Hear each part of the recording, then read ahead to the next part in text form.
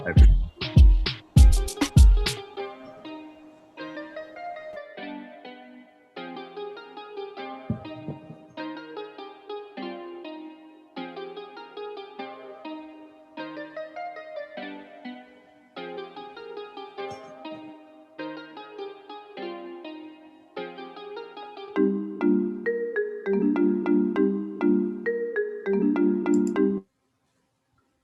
right. What's up, my PilotCity peeps? Today, we're here with the Nutrient Nuts, and my name is Timothy. My name is Monica, and Tim and I are here to host these Nutrient Nuts. So, Nutrient Nuts, can you introduce yourselves? Hello, my name is Eric. Hi, I'm Phoebe. And I'm Yulin. Alrighty.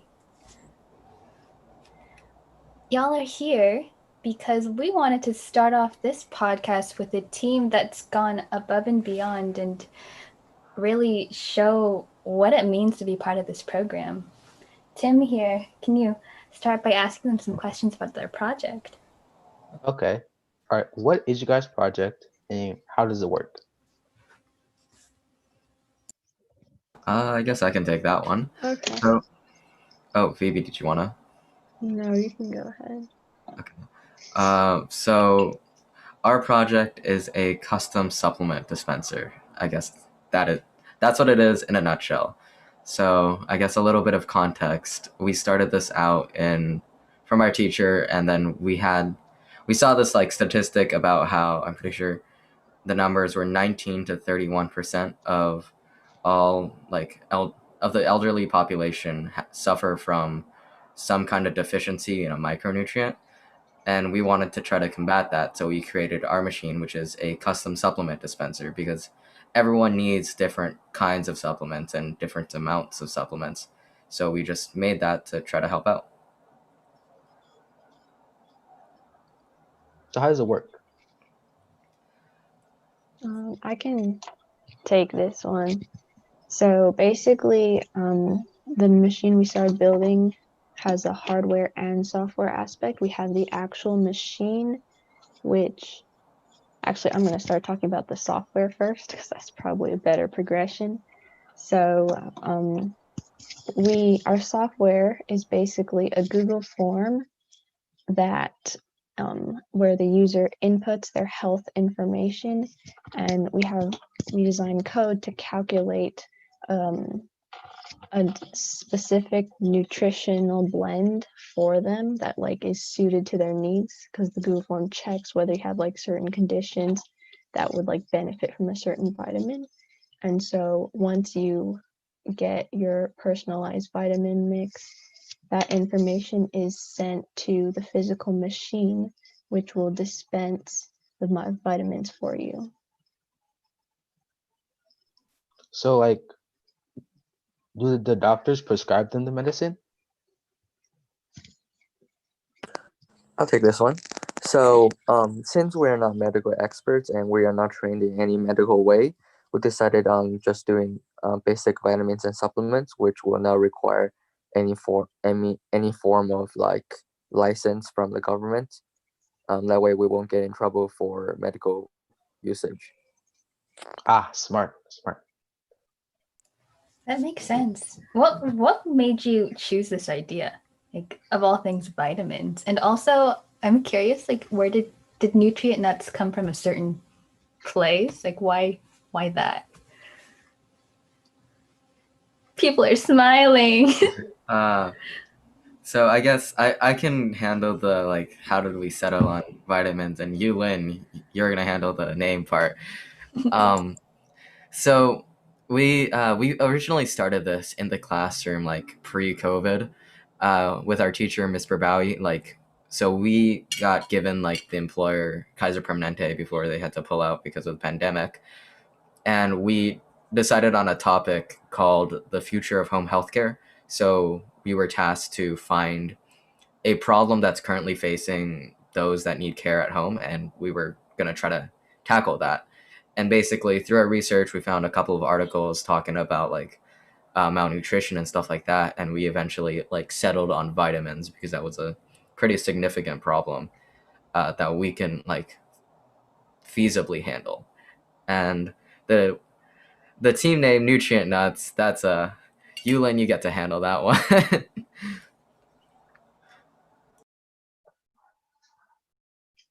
Sorry, I pressed my camera. Okay. So, anyways, the team name Nutrient Nuts actually came from Phoebe, I believe.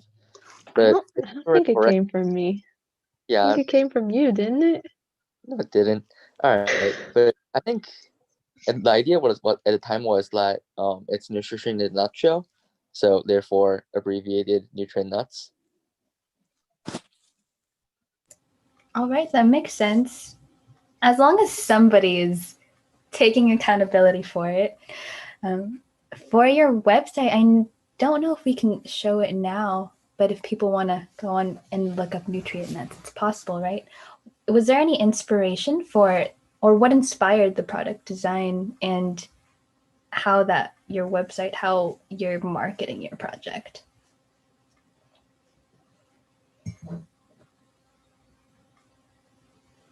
I'll take this one. Okay, so for the physical design, me and another team member actually worked on that. Unfortunately, she's busy today, so she's not here with me. It's pretty much just looking at a typical like dispenser at a store, and we decided to modify it to fit the powdery like substance that's going to come out for accuracy. Cool.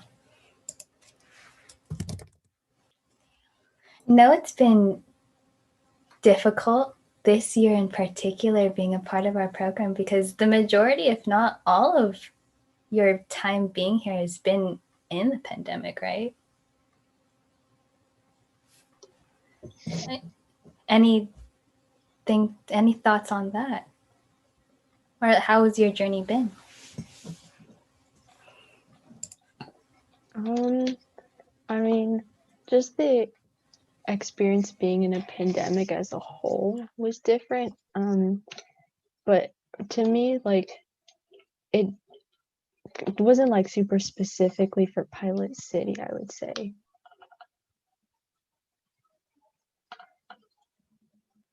So the pandemic actually sort of caused a little some issues for our project because first the pandemic caused like materials to be really hard to get for us. So we had to basically make our product, our cardboard, as a prototype first instead of like actual materials. And then the parts, the mechanisms are take a long time to get as well because we have to, coordinate on how to get the parts we need.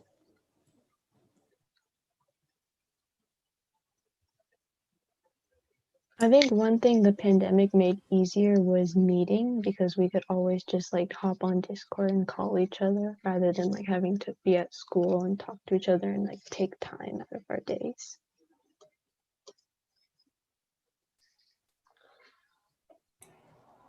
And yeah, I can build a little bit off of what Yulin was saying about like how it's a lot harder to actually build up a physical prototype.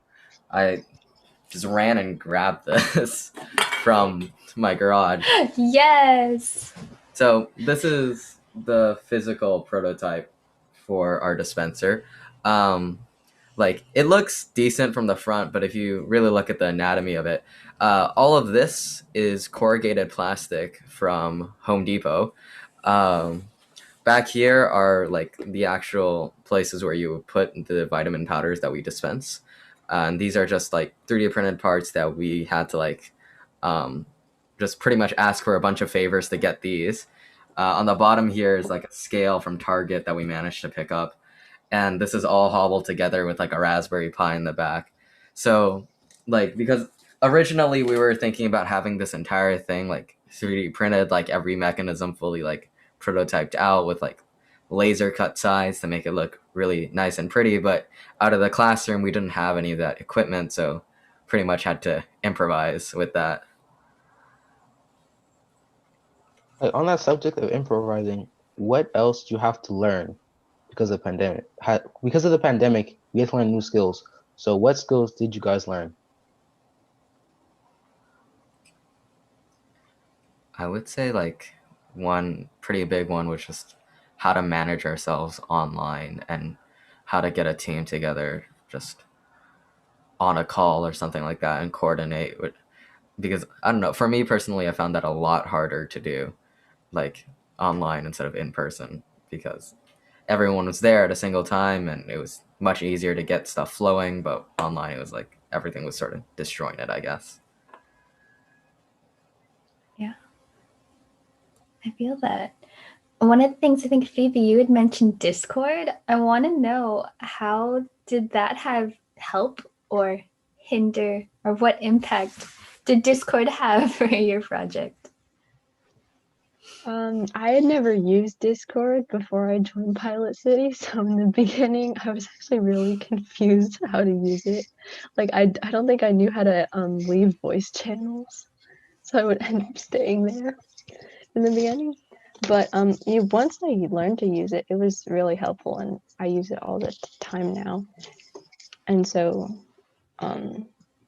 we also use Messenger to have meetings, but Discord was also very convenient because you can see when people are active and available. One of the big things about the projects being made is reaching out to different customers, potential customers, testers, and users. What was that process like? Because I know during during the summer itself, one of the things that we as leaders had asked of all of you is to keep reaching out, keep cold calling, emailing, talking to people that you didn't know. What was that like for each of you? Was it scary? Was it surprising? Yeah, on it. For me, I've never done anything like that before, and it's kind of like daunting in the beginning. Like it's kind of scary, but after like the first, I think 40 or something, it got a lot easier because it's like you pretty much knew what to expect because it was mostly just people saying, nah, like we can't do this right now, or because of the pandemic, we have limited resources or time, or just flat out no's. I know me and Phoebe were, I think, stood up twice by the same person for like scheduling an actual call with them after talking to them over Messenger. So I guess Phoebe, if you want to talk more about that. Yeah, I reached out to this person in a nutrition deficit group or deficiency group on Facebook because I thought, hey, this person might be interested in our product, and they did stood us up twice. Like we would schedule a meeting and they'd be like, oh no, sorry, I'm busy, and it was a little frustrating, but we did meet with them in the end. Good. Very Like good. if like for me, I've gotten stood up before too. Doesn't it hurt? I guess what motive would have made you to keep calling more people then? Is there something like you tell yourself, like, oh, next one's going to be better? Or it's just going down the list of people? Yeah, like it definitely hurt. For me, I sort of turned it into a little bit of a game because it was like I pretty much like had like a vision of cold calling from like movies and stuff like that.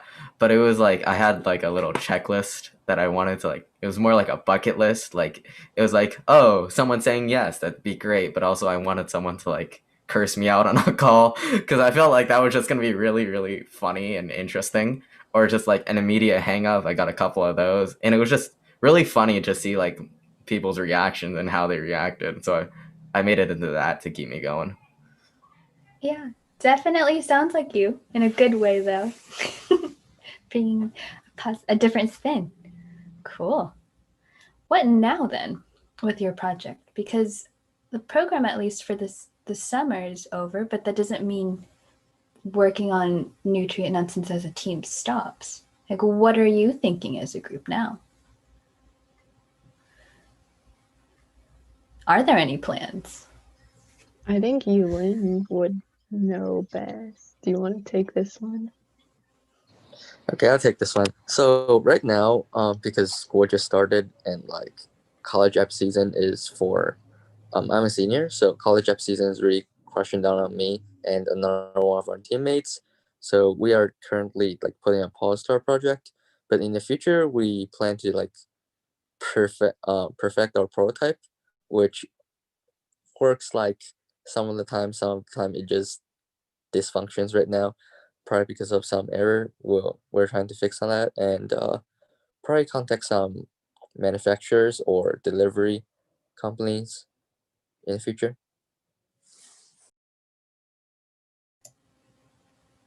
Nice. Is there anything you wish you knew when you started this project?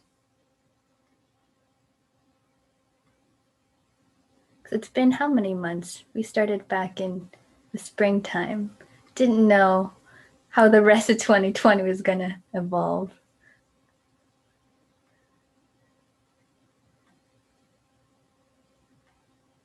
I guess I sort of want to know that like the pandemic will actually become like quarantine, and then we won't be able to get the materials as easily. Because like if we knew the quarantine's on the way, we could have got the materials and we could have done a lot more in the time period with PilotCity. Makes sense. So what was your guys' favorite moments about building this project and even doing Pilot City?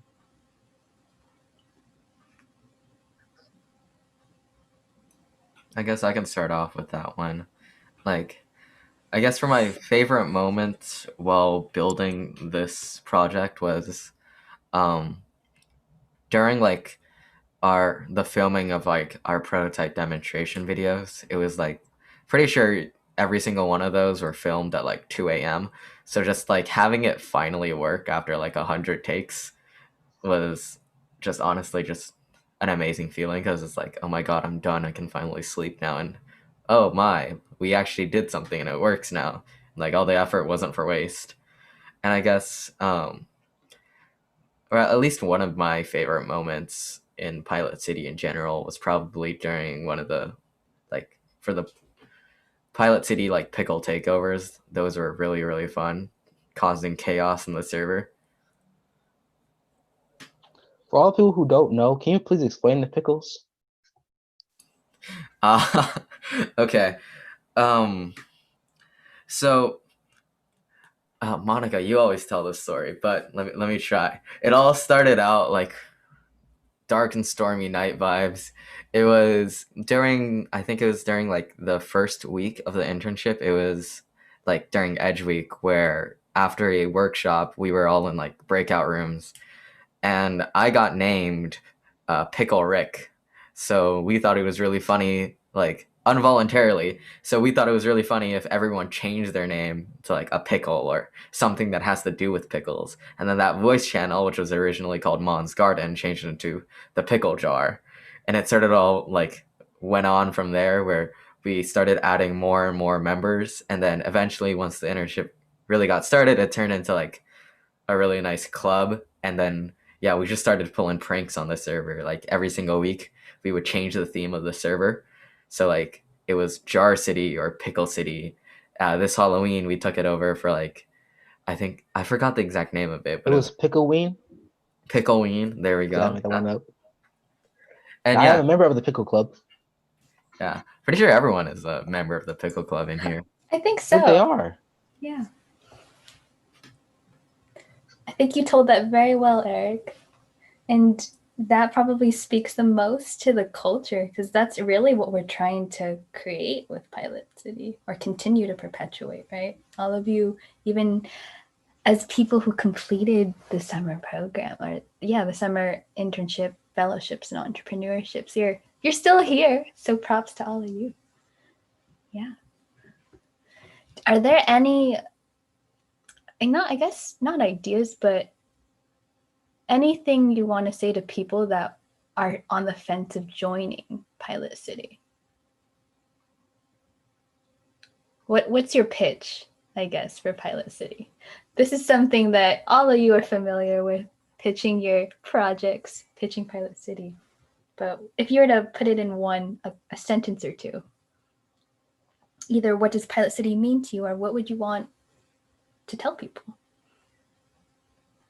My message to the people who are struggling to decide if they want to join or not is just do it. You'll get a lot easier once you start it.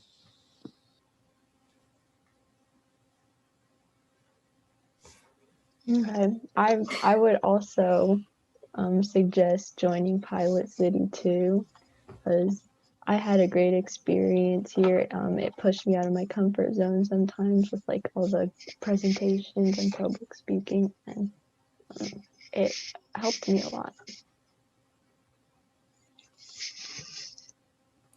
Cool. Yeah, and I guess my message to those who are on the fence is like pretty much my teammates, like just do it.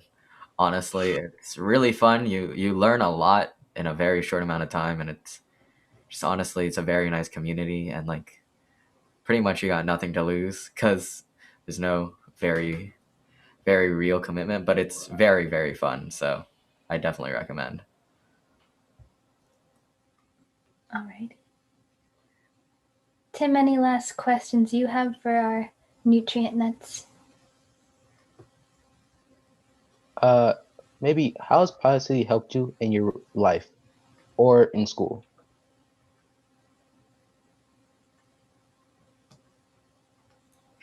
Ah, yes, I can take this one first. Um, the main takeaway, it sounds really boring, and it's like kind of like not seeming that important, but Pilot City has taught me how to write a good email, and it's like just it makes everything so much easier when trying to contact someone else or talking to a teacher or stuff like that. It's just knowing how to communicate my ideas through words very simply and clearly.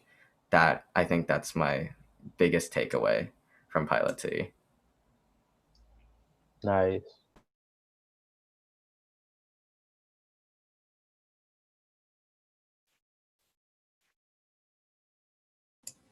Anybody else have things? Okay, my biggest takeaway was pretty much the same as Eric's, because like in my senior year, our school has Quest, which required us to write emails to like professionals in a certain field to ask questions for interview, and I guess Policy really taught me how to, do calls, write an email, and ask for stuff politely in a manner that they might agree or at least say, I'll consider it. So that helped me alright, pretty good.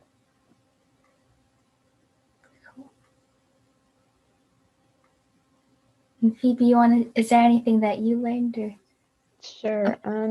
One thing I liked that I learned in Pilot City was the lean business model canvas. I think this was something the health tech entrepreneurs learned from Debbie.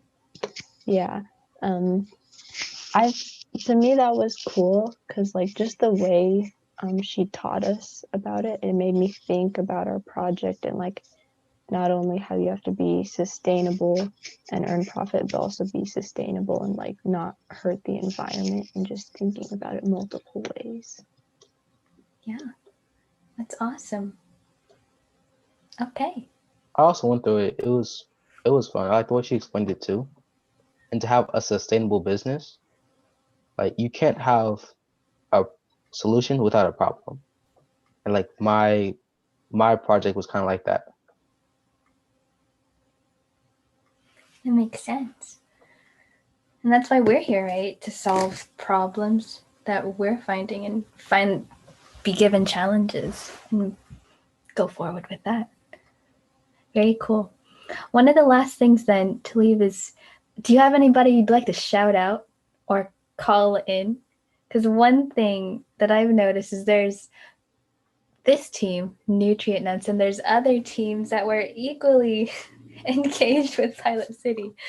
We're looking to find who's going to be featured next on these Pilot City podcasts. And I want to put it in your hands if you have any suggestions.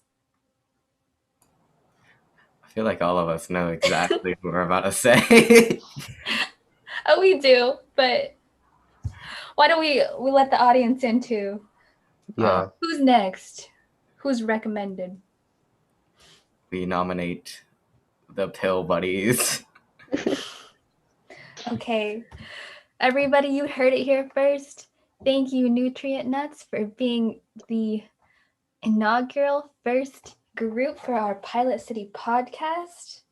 Pill Buddies, look out for contacts. Tim and I will be messaging you within the future.